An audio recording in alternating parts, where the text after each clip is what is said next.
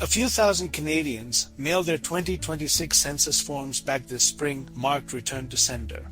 Some included a personal word for the Prime Minister. Statistics Canada mailed a reminder, and a small number may eventually be referred for prosecution under the Statistics Act.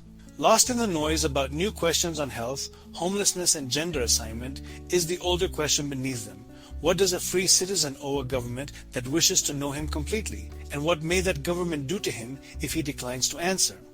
Almost no one in authority has tried to answer that question. The objection and the reply belong to different worlds. The objection is one of consent, that the state should not compel intimate disclosure under penalty. The answer offered is one of accounting. Refuse the census, Canadians are told, and your municipality loses its per capita share of federal money. Prince Albert, Saskatchewan, for example, says it forfeited millions after a weak count. The funding claim is true.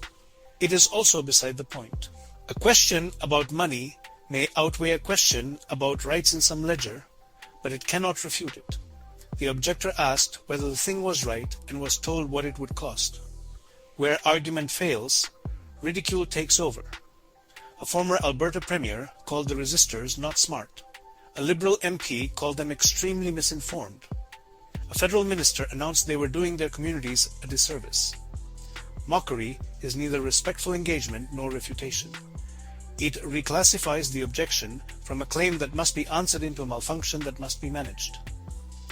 This reflex became warily familiar during the COVID years.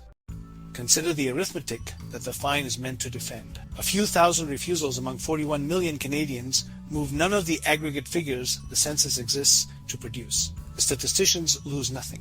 What the penalty protects is not accuracy but obedience. Compelled obedience is the most expensive thing a government can buy. Authority should run on trust, not fines. It should rely on the willingness of the great majority to believe a promise of confidentiality and accept the civic case for answering. Public trust is no longer what it was. About 1/3 of Canadians have confidence in Parliament. A minority trust the courts, and even fewer trust the media. When confidence wanes, voluntary compliance weakens. Then authorities increasingly resort to coercion to hold the line, which further erodes trust.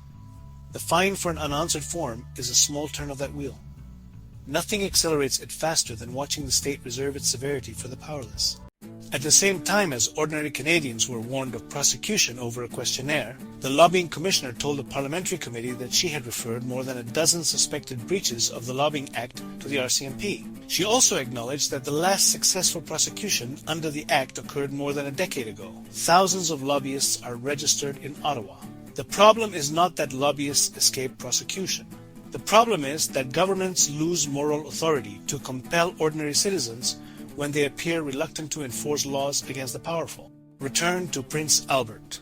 A shortfall that clusters in one place is not random noise but information, and a census of all things ought to be able to read it. The hardest people to count reliably are the poor, the transient, the indigenous, and the alienated. These have the least reason to believe the state means them well. The useful question is not how to force them to answer, but why so many will not. Their refusal is itself a finding, perhaps the most honest the whole exercise produces. Other democracies have faced the same question without the fixation on obedience. American law makes the census mandatory, yet no one has been prosecuted for refusing since 1970. West Germans met the 1983 census with a popular revolt, and its constitutional court struck down the law, recognizing a constitutional right to control personal information. Germany now gathers much of its census information from existing government records. The Netherlands held its last door-to-door census in 1971 and has compiled its population statistics without a census ever since. None of these states collapsed for want of a fine citizen. The point is not that Canada should abandon the census, which serves real purposes, but that it should stop confusing a count with a verdict. A right that protects only the popular is no right at all. It is a courtesy extended to the majority and revocable at its pleasure. The few who hesitated this spring have not been refuted. They have been outnumbered and told that the counting was the answer. It is not.